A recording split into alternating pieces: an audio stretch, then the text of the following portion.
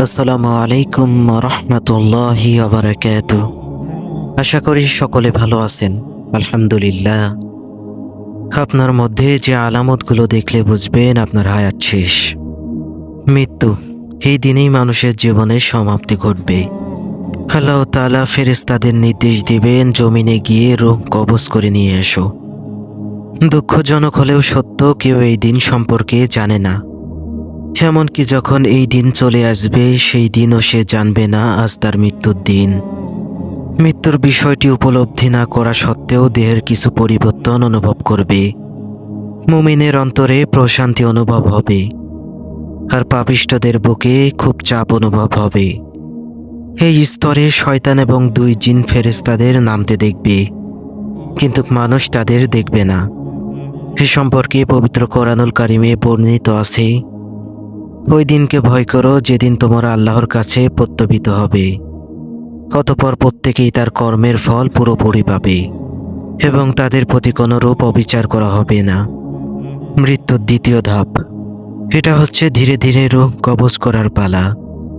এই ধাপে রূহ পায়ের পাতা থেকে আরোহণ করা শুরু করে হাঁটু, পেট, নাভি ও বুকের ওপর হয়ে মানবদেহের তারাক্কি নামক স্থানে পৌঁছে যাবে। এই সময় মানুষ ক্লান্তি ও অস্থিরতা অনুভব করেন, কিন্তু তখন তিনিও জানতে পারেন না যে তার রূহ কবজ করার জন্য বের হয়ে যাচ্ছে। মৃত্যুর তৃতীয় ধাপ হলো তারাক্কি। পবিত্র কোরআনে এই স্তরের নামও বর্ণনা করা হয়েছে। তারাক্কি বলা হয় কণ্ঠনালীর নিচে 2 কাঁধ পর্যন্ত বিকৃত হাড়কে। সে মনে করবে বিদায়ের ক্ষণ এসে গেছে, অর্থাৎ সে এখনো মৃত্যুর বিষয় নিশ্চিত নয়।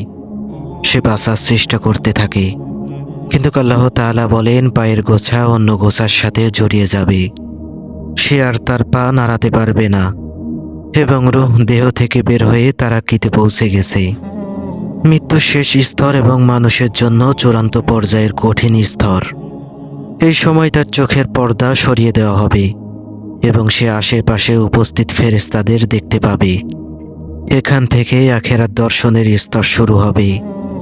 আল্লাহ রাব্বুল আলামিন পবিত্র কোরআনুল কারিমে সূরা কফ 22 নম্বর আয়াতে বলেছেন, তুমি তো এই দিন সম্পর্কে উদাসীন ছিলে, এখন তোমার কাছ থেকে জবনিকা সরিয়ে দিয়েছি, ফলে আজ তোমার দৃষ্টি সতীক্ষণ।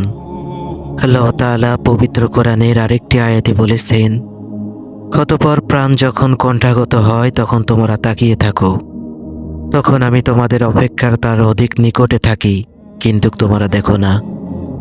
আল্লাহ তার চতুর্পাশে উপস্থিত ব্যক্তিদের সম্বোধন করে বলেছেন, তোমরা যেখানে আছো সেও সেখানেই আছে।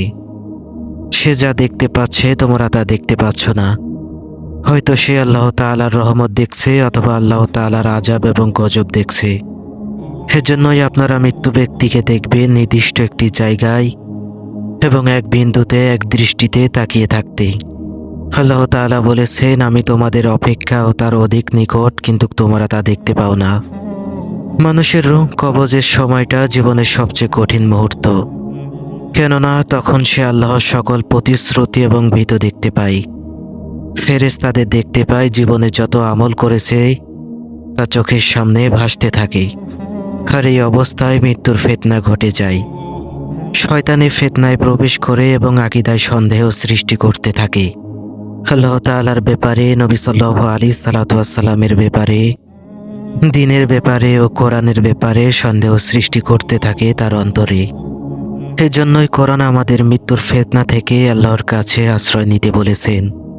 আল্লাহ রাব্বুল আলামিন পবিত্র কোরআনুল কারিমে বলেছেন, আপনি বলুন, হে আমার রব, আমি আপনার নিকট আশ্রয় চাচ্ছি শয়তানের প্ররোচনা থেকে, এবং আমি আপনার নিকট আশ্রয় চাচ্ছি তাদের উপস্থিতি থেকে। তুমি যদি ইসলাম অনুযায়ী তোমার জীবন পরিচালিত করো এবং তোমার অন্তরে আল্লাহ এবং তার রাসূলের ভালোবাসা থাকে, তাহলে তুমি এই অবস্থায় দুনিয়া থেকে বের হবে। মৃত্যুর শেষ মুহূর্ত যখন চলে আসবে তখন শয়তান তার কোনো একজন আত্মীয়র আকৃতির উপস্থিত হবে, যিনি আগেই মারা গেছেন। সে উচ্চ কণ্ঠে চিৎকার করে বলবে, আমি তোমার পূর্বে মারা গিয়েছি। ইসলাম সত্য ধর্ম নয় এবং নবী সত্য দিন নিয়ে আসেনি, এবং অবশ্যই তোমাকে বলবে তুমি সবকিছুই অস্বীকার করো।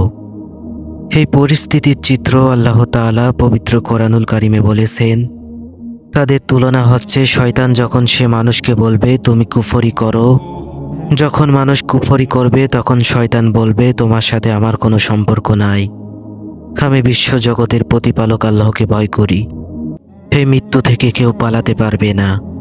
আল্লাহ রাব্বুল আলামিন পবিত্র কোরআনুল কারিমে বলেছেন, কুল ইন্নাল মাউতাল্লাযী তাফিররুনা মিনহু ফাইন্নাহু মুলাকীকুম। আপনি বলুন যে মৃত্যু থেকে তোমরা পলায়ন করো, সেই মৃত্যুর সাথেই তোমাদের সাক্ষাৎ হবেই।